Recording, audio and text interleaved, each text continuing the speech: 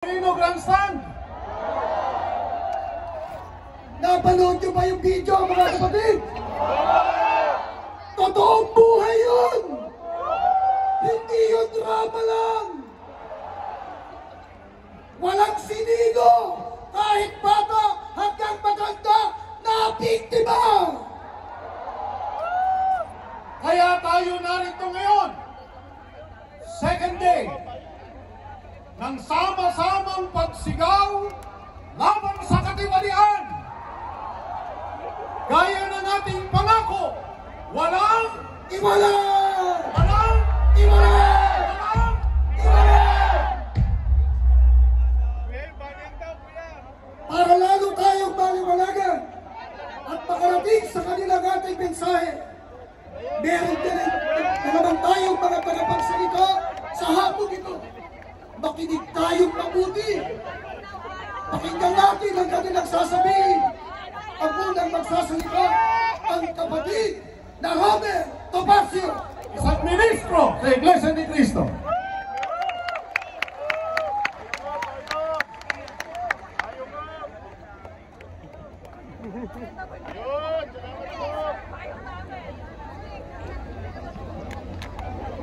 Magandang araw po sa inyo, mga kababayan.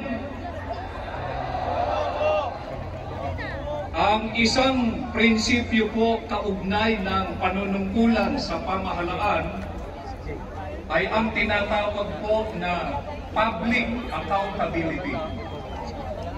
Sa prinsipyong ito, ang mga lingkod bayan ay nananagot sa mga tao para po sa kanilang aksyon, desisyon, at pagtupad ng kanilang mga pananagutan.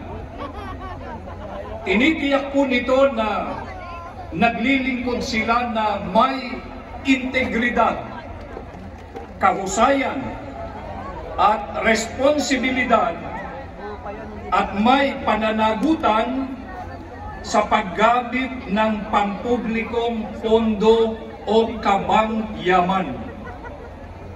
Ang konseptong ito ay sentro ng mabuting pamamahala, pagtataguyod ng transparency, pakikilahok ng mga mamamayan, at pagtitiwala ng publiko. Tungkol po sa accountability o kapanagutan ng mga pinunong inihalal ng taong bayan, isinasaad po sa ating saligang batas, Article 11, Section 1, na public officers and employees must at all times be accountable to the people, serve them with the utmost responsibility, integrity, loyalty, and efficiency.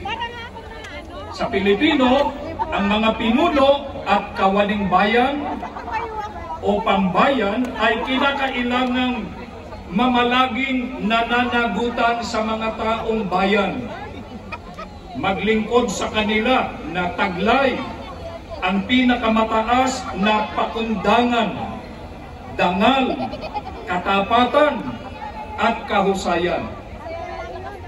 Maliwanag po sa mga taong bayan na naghalal sa kanila, nananagot o accountable ang mga namiminuno sa pamahalaan. Kapag hindi natugunan ng mga pinunong bayan ang kanilang katungkulan na maglingkod sa sambayanan, nataglay ang dangal, katapatan, at katarungan, magsusulit sila sa mga taong nagluklok sa kanila sa kapangyarihan. Yan ang hinihingi at sinisigaw ngayon ng sambayanang Pilipino, na ang mga pinunong sangkot sa katiwalian na nawalan ng dangal, katapatan at katarungan sa pagtupad ng kanilang katungkulan kasama ang mga kasabwat na mga kumpanya, at tauhan nito ay panagutin. Panagutin. Panagutin. Panagutin. Panagutin. Panagutin. Panagutin. Panagutin. Panagutin. Panagutin. Panagutin. Panagutin sa kanilang pagtataksil sa pagtitiwalang iniatang sa kanila. Noong Hulyo 28, 2025, sa kanyang State of the Nation Address o SONA, inihayag na ni Pangulong Marcos ang mga kumpanyang nakakuha ng malalaking kontrata para sa flood control projects ng Department of Public Works and Highways o DPWH na umaabot sa daang bilyong piso. Kasunod nito ay ang sinasabi ng ilang testigo na pagkakasangkot sa katiwalian ng ilang mambabatas. Kabilang ang nooy Speaker of the House of Representatives.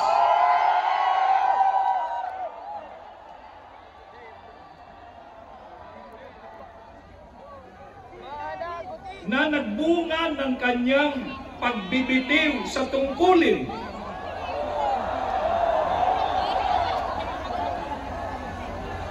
ng ilang senador at congressmen sa pamamagitan ng insertions sa national budget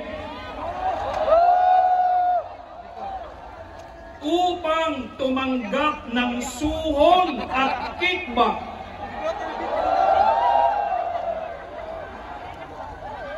Subalit, mahigit na pong 100 araw ang lumipas ay wala pang sinumang nakakasuhan o napapatawan ng kaukulang parusa.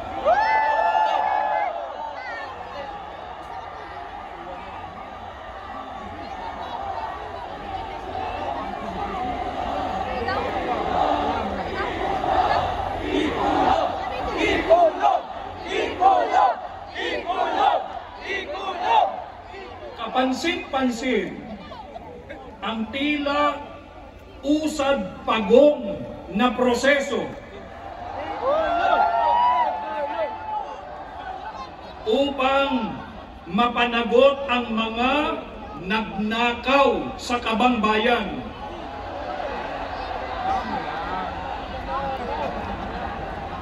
Bukod sa pag-iimbestiga ng Blue Ribbon Committee sa Senado, ng Ombudsman at ng bagong tatag na Independent Commission on Infrastructure o ICI, wala isa man sa mga natukoy na malalaking personalidad na sangkot sa katiwalian ang napatawan ng parusa gaya ng pagkakakulong.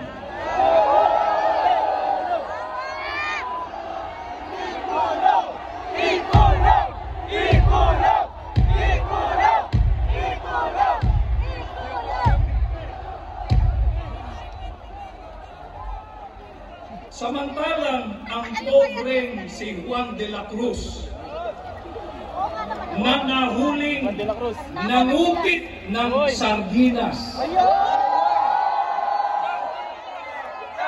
o ng diaper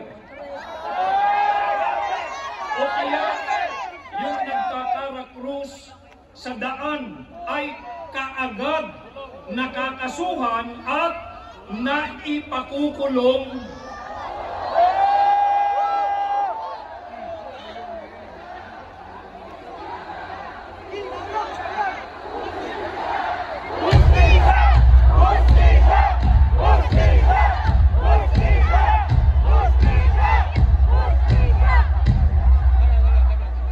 Mistulang magkaiba ang due process para sa makapangyarihan at mayaman at para sa ordinaryo at mahirap na Pilipino.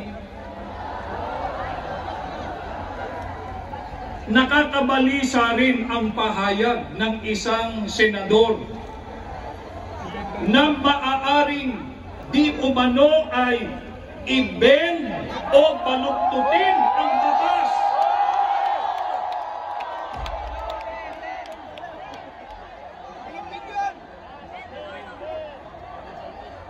Na kaagad namang sinang-ayunan ng dating kalihim ng Department of Justice at ngayon ay Ombudsman.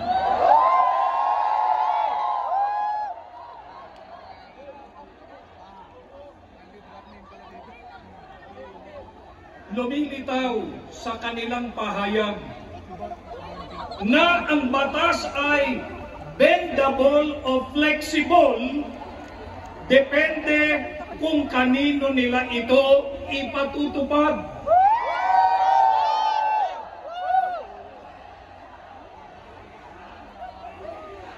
Justisya! Justisya! Justisya! Justisya!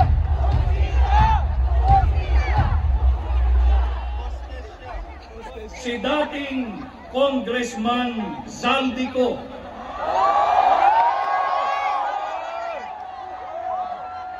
na matalik na kaalyado ng dating House Speaker at ng kasalukuyang gobyerno ay hindi magawang pabalikin ng Pilipinas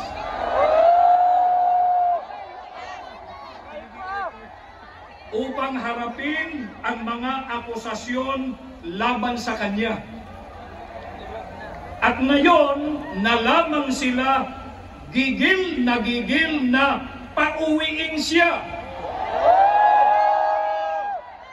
matapos na siya ay magsalita laban sa pamahalaan. Kaya nasaan ang tunay na paghahangad para sa accountability? Hindi ba mahalaga sa gobyerno ang tunay na pagpapanagot sa mga may sala? Kapansin-pansin ang mga alibay noon ng mga ahensya ng gobyerno kung bakit hindi nila makansela ang pasaporte ni Congressman Ko o kaya ay sa pilitan siyang mapauwi sa pamamagitan ng extradition sa pakikipagtulungan sa Interpol. Gayong tila naging napakadali naman para sa nasabi ring gobyerno na ipaaresto sa isang banyagang organisasyon ang International Criminal Court o ICC kung saan hindi kasapi ang Pilipinas, ang dating Pangulo na hindi muna dumaan sa paglilitis sa Korte ng Pilipinas.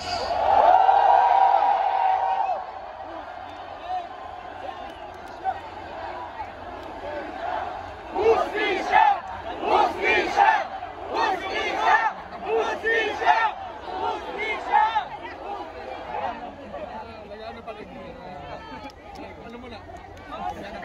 Paano na yung paulit-ulit na pahayag ng ating gobyerno noon na walang jurisdiction ang ICC sa Pilipinas? Nahahalata tuloy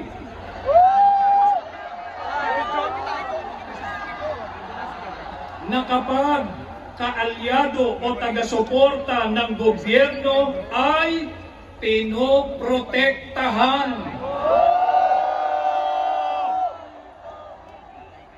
Kung nasa panig naman ng oposisyon, ay napakabilis ipatupad ang buong puwersa ng batas. Iniisip tuloy ng marami, baka ang policy motto ng kasalukuyang pamahalaan ay may kinikilingan, may pinoprotektahan, serbisyong para sa kaalyado lamang.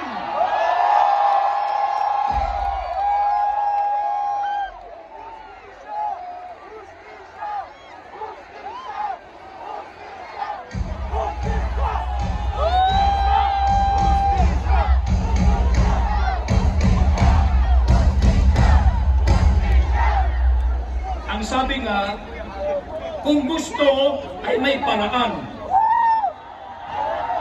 Kung ayaw,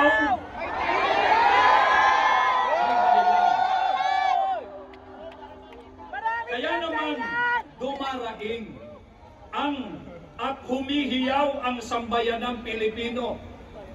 Humihingi sila ng katarungan.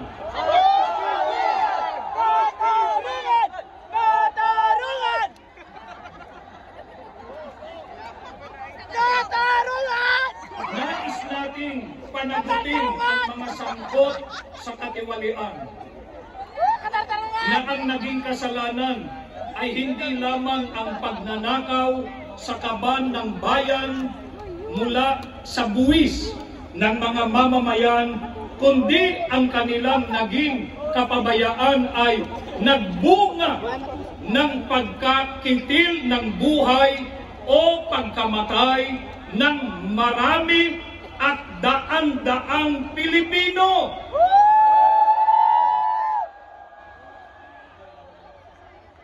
Pagkawasak ng tahanan, kabuhayan at kinabukasan ng napakaraming pamilya. Ito ang dahilan ng rally na isinasagawa at pinangungunahan ngayon ng Iglesia ni Cristo.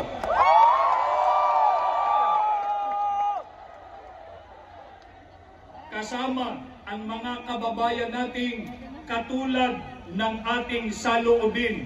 Hindi ito pakikialam sa politika, kundi ito ay isang pagpapahayag ng damdamin upang idagdag ang tinig ng Iglesia ni Cristo sa mga panawagan ng marami nating kababayan sa napakalaking katiwaliang ito na kinasasangkutan ng maraming opisyal ng pamahalaan. Subalit, kung hindi man mapanagot ng batas ng tao ang mga taong gahaman at sakit na nang-api sa mahihirap, sisingilin naman sila ng katarungan ng Diyos pagdating ng takdang panahon.